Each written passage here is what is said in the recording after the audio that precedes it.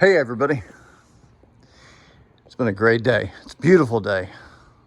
I'm tired. Been crawling around on the floor, shooting rivets. Lots of rivets. Temperature is 75 degrees. Humidity is 31%. Let's get right to it.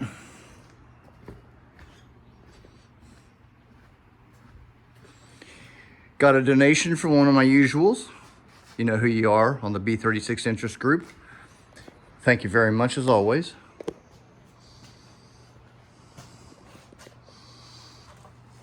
There she is. It's the last lateral, or the only lateral flight deck main beam.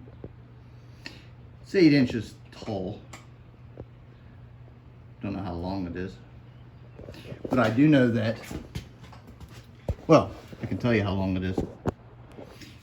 From the middle of that I-beam there to the middle of that one is 25.5 inches. So times that by 2 and you get 51 inches, and then it's 20 inches across there. So it's 71 inches across, which is crazy because it's 71 inches from right there to right there on the fuselage sides, whatever you want to call them. So that makes sense. Oh,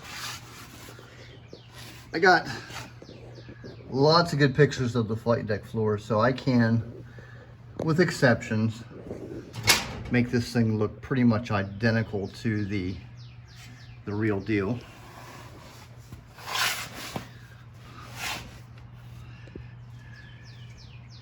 Those measurements are traced directly off the screen of these parts on the real airplane, so that's exactly where they need to be.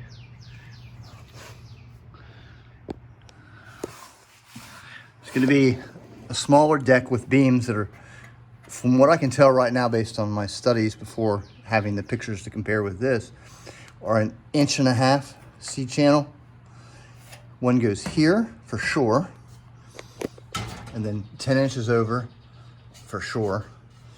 And then I duplicated that over there, the same 10 inches, and it lines up with the longitudinal frame perfectly, so probably going to go with that. These beams come straight out here, come to 22 inches, and there's another beam that runs, that's another, it's also, excuse me, it's also 1.5 inches or 2 inches, and it goes out to there. This big box here is for, what is it for? It's either for the engine synchronization or, now I don't want to mislead anybody, but there's a really big box which is sitting over there, and I've got really good pictures of that box now, so I can duplicate it to an extreme as well, or to an extent, but it sits kind of back further than that 22 inches. Put this light up in here so you can see all the details. I wish I would have started using squash rivets sooner, but it is what it is. You know, it's $40 for a bag of 60. Plus I kind of have to plan to order them in. I will say that I get them from Aircraft Spruce, and those guys are awesome. They ship pretty much immediately. I haven't had a slightest bit of problem from them, and I look forward to going downstairs in the morning and ordering some more rivets because I am gonna need them.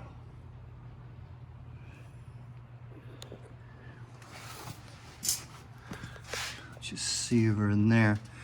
I've got a picture of one of the museum aircraft with that entire, with all those panels taken off just like mine. And mine is, dare I say, identical. And I was really shocked when I saw just how identical mine is to it. It should be. After all the time I've taken to measure everything and plot everything, it should be identical.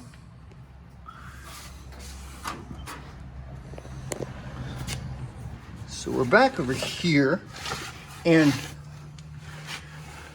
I should have mentioned earlier, I've mentioned in other videos that the flight deck floor isn't perfectly centered. It's off, I don't know how much it's off. I theorize maybe an inch or so, but it's definitely a factor. The actual airframe is not sitting perfectly straight in line with the garage. It kind of heads that way a little bit. And believe it or not, it took me quite a while to realize that. I always thought that the canopy was crooked, and then one day I realized the whole thing's crooked. But here we go with this. It's exactly 12 inches from here to here, this overhang. So this is great. And then it rounds off here, and then it's 18.625 or 18 5/8 inches to here. And then from here it goes back 22 inches. And just looking at the initial photographs and comparing them to aircraft 522217, I am golden. It's because this thing actually can come out just a little bit, and it can go that way or that way. So I've got room. I'm really thrilled that this is coming out the way it is. And then this goes back here, and then aforementioned bar goes out to about there and catches the handrail, which goes up and plugs into right there. And believe you me, I'm gonna need it. Right here, there's some kind of like a shield that actually, if my hand were the shield, probably about right there. It goes down to the step. This is about right there. It's maybe 2 inches below the flight deck. I want to build that step because I like the real experience. I need to get a 2x4 or just actually build the deck or something, because I like the it's not, you would think that climbing into the B-36 is like a it's not. It's very cramped. There's not much room. So you have to step up to that right there, and then you step up to here, which will actually be an inch and a quarter taller. And then you're in here.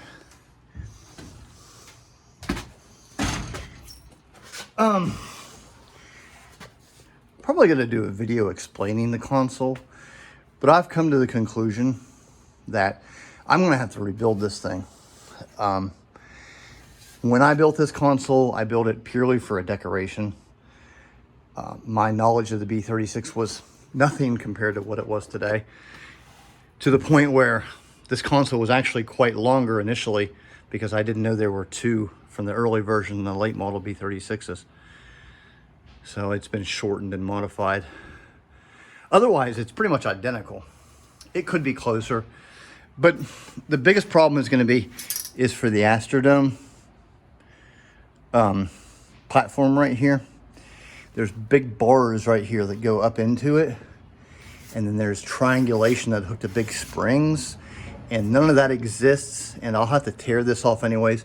So rebuilding this thing, and I've got pictures that a guy gave me, thank you again, that show pretty much how everything looks, and combine that with other pictures I've got, and using squash rivets and using all the proper aviation fasteners, I can build this thing identically, and I'll just feel a lot better about it. So then that's probably going to be, well, I don't want to say the last thing I'm going to do, but when I build that, I'll build it from the ground up. It'll be integral to the airframe. But I said it probably last year that when I built this thing, I didn't know what these things did.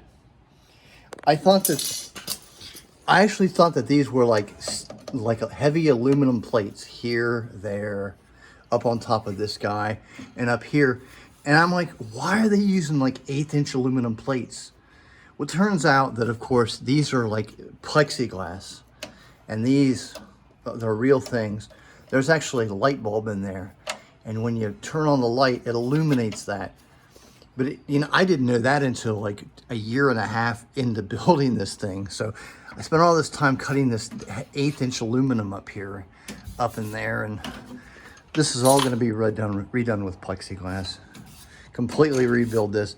I had a flight simulator in mind, so the quadrant is a joke compared to the real thing. It actually sits in a basket. So, but it's nice though. It's just wrong. So, I've got I have all these work lamps that I need. There's 6 of them. There's 1, 2, 3. There'll be 4. And then up here, mounted on the back side, or the front side of the console, there's one here and one there. And they're red and white selectable, and they're infrared for lighting the glow-in-the-dark photoluminescent gauges up there.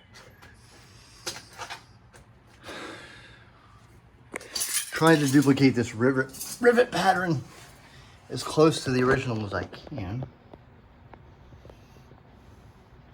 I'm not going to pass a FAA annual inspection anytime soon, but I gave it my all. Trust me. On the real airplane, the head is on this side and the squash tail's on this side, and I've been duplicating all that meticulously, and will continue to do so. As long as I've got pictures that show me where the stuff is, I'll build it. I know where these go now, and there's going to be a wall here and a wall there.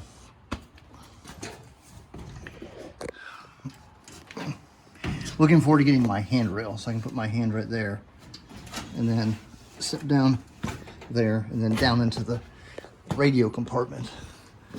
Oh yes, I cleaned the garage too, so you guys should reward me with donations or something. Just kidding. Actually, I'm not. It was hard. It took 2 days. And the cleanliness will not last long. But I try. I'll see y'all next time.